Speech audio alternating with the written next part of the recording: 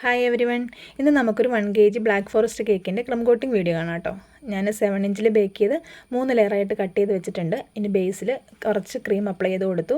എന്നിട്ട് നടുവിലത്തെ ലെയറാണ് ഞാൻ അടിയിൽ എപ്പോഴും വെക്കാറുള്ളത്. അതെടുത്ത് സെൻറ്ററിൽ വെച്ച് കൊടുത്തു. സെൻറ്ററിലാണെന്ന് അറിയാനായിട്ട് ഈ പാലറ്റ് നൈഫ് സെറ്റിനകത്ത് ഒരെണ്ണം എടുത്തിട്ട് 4 സൈഡും ഇങ്ങനെ അളന്ന് നോക്കും ഒരേ ലെവലിലാണോ ഇരിക്കുന്നതെന്ന്.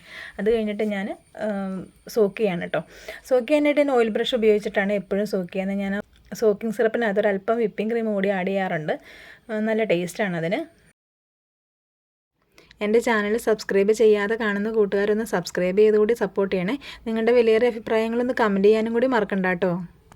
ഫസ്റ്റ് ലെയർ സോക്ക് ചെയ്ത് കഴിഞ്ഞിട്ട് ബേസിൽ വീണ സിറപ്പൊന്ന് തുടച്ച് കൊടുക്കുന്നുണ്ട്, അല്ലെങ്കിൽ ആ ബേസ് നനഞ്ഞു പോകുമല്ലോ, അതുകൊണ്ടാണ് കേട്ടോ. പിന്നെ ക്രീം അപ്ലൈ ചെയ്ത് കൊടുത്തു കഴിയുമ്പോഴത്തേക്കും അതിൻ്റെ കോർണറുകളിലേക്ക് തള്ളി നിൽക്കാൻ പാകത്തിന്, കുറച്ച് പുറത്തേക്ക് തള്ളി നിൽക്കാൻ പാകത്തിന് കൊടുക്കാറുണ്ട്. എന്നാലാണ് നമുക്ക് ചെയ്ത് കഴിയുമ്പോഴത്തേനും നല്ല ഷേപ്പിന് ചെയ്തെടുക്കാൻ പറ്റുള്ളൂ കേട്ടോ. അത് കഴിഞ്ഞ് സൈഡൊക്കെ ഒന്ന് പാലറ്റ് നൈഫ് കൊണ്ട് തന്നെ ഷേപ്പാക്കി കൊടുത്തിട്ട് അതുള്ളിലേക്ക് മടക്കി വിടും, തള്ളി വരുന്നത്. അത് കഴിഞ്ഞിട്ടാണ് ഇതുണ്ട്. ഒരുപാട് ക്രീം വരുന്നില്ല, കുറച്ച് എന്തായാലും ഇത്ര അത്യാവശ്യം കട്ടിയുള്ളൊരു ലെയർ ആകുമ്പോഴത്തേക്കും ഇത്രയെങ്കിലും ക്രീം ഉണ്ടെങ്കിലാണ് കേക്കിന് ടേസ്റ്റ് ഉള്ളൂ. ഓവർ ക്രീമൊന്നും ഇല്ല കേട്ടോ.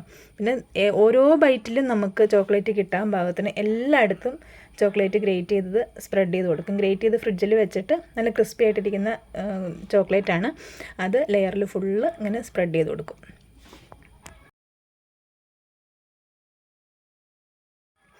പിന്നെ ചെറി ഇടുന്ന ഇഷ്ടമുള്ള കസ്റ്റമേഴ്സിനാണെങ്കിൽ ചെറി ഇട്ട് കൊടുക്കും, അല്ലാത്തവർക്ക് ഇടത്തില്ല. അപ്പം ബ്ലാക്ക് ഫോറസ്റ്റിൻ്റെ അല്ലെങ്കിൽ വൈറ്റ് ഫോറസ്റ്റിന് ഓർഡർ വരുമ്പോൾ തന്നെ ഞാൻ ചോദിക്കും ചെറി ഇടുന്ന ഇഷ്ടമാണോ എന്ന്.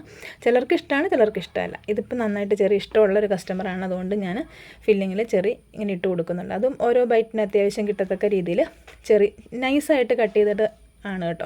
ഇനി അടുത്ത ലെയർ എടുത്തിട്ട് അത് ഞാൻ ആ കേക്കിന് മുകളിലേക്ക് വെക്കുന്ന പോർഷനിൽ ഒരു അല്പം ക്രീം ആക്കി കൊടുക്കും. കാരണം നമ്മൾ ചോക്ലേറ്റും ചെറിയും കൂടെ അത്രയും സ്പ്രെഡ് ചെയ്ത് കൊടുത്തേക്കുന്നത് കൊണ്ട് ചിലപ്പോൾ ലെയർ ഇങ്ങനെ വിട്ടുപോരും. അപ്പോൾ ഇങ്ങനെ കൊടുക്കുവാണെങ്കിൽ അത് വിട്ടു പോരത്തില്ല. അതെൻ്റെ ഒരു ഫ്രണ്ട് നെജീത്തയാണ് കേട്ടോ എനിക്ക് അങ്ങനെ ഒരു ഐഡിയ പറഞ്ഞു തന്നത്. അപ്പോൾ പിന്നെ ഞാൻ അങ്ങനെ ചെയ്യാറുണ്ട്, അത് നല്ല ഐഡിയ ആയിട്ട് തോന്നി.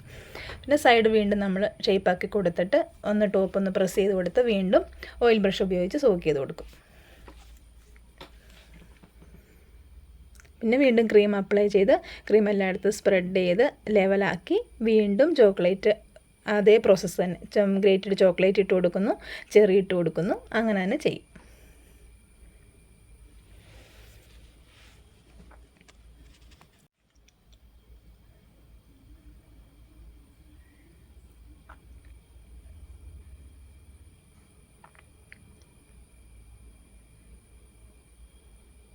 അടുത്ത ലെയറിലും അതുപോലെ തന്നെ ഒരല്പം ക്രീം ആക്കി കൊടുത്തിട്ടാണ് അതിൻ്റെ മുകളിലേക്ക് വെച്ച് കൊടുക്കുന്നത്. പിന്നെ ടോപ്പ് ലെയർ അത് വെച്ച് കഴിഞ്ഞിട്ട് സൈഡൊക്കെ നന്നായിട്ട് ഒന്നുകൂടെ പാലറ്റ് നൈഫിന് കൊടുത്തു കഴിഞ്ഞിട്ട് ഒരു കോർണറിൽ ഒരല്പം സ്പഞ്ച് ഇങ്ങനെ കുഴിഞ്ഞിരിക്കുകയായിരുന്നു, അപ്പോൾ ഒരല്പം ക്രീം അവിടെ കൊടുത്തിട്ട് ഒന്ന് ലെവലാക്കി വെച്ചു. ഇപ്പോൾ എല്ലായിടും നല്ല ലെവലായിട്ടായിരിക്കുന്നത്. ഇനി ആ സ്പഞ്ചും സോക്ക് ചെയ്തിട്ട് ക്രം കോട്ട് ചെയ്യാനായിട്ട് കുറച്ച് ക്രീം കൊടുത്ത് ടോപ്പിലും സൈഡിലും ഒക്കെ ക്രീം അപ്ലൈ ചെയ്ത് കൊടുത്ത് ക്രം കോട്ടിങ് ഫിനിഷ് ചെയ്യുക. അപ്പോൾ സൈഡിൽ കട്ട് ചെയ്ത് കളയാനായിട്ടൊന്നുമില്ല കേട്ടോ, ലെവലായിട്ട് തന്നെ ഇരിക്കുന്നത്. അപ്പോൾ എല്ലായിടത്തും ഒന്ന് ക്രീം അപ്ലൈ ചെയ്ത് കൊടുത്ത് ക്രം കോട്ട് ചെയ്ത് ഫ്രിഡ്ജിലേക്ക് എടുത്ത് വയ്ക്കും.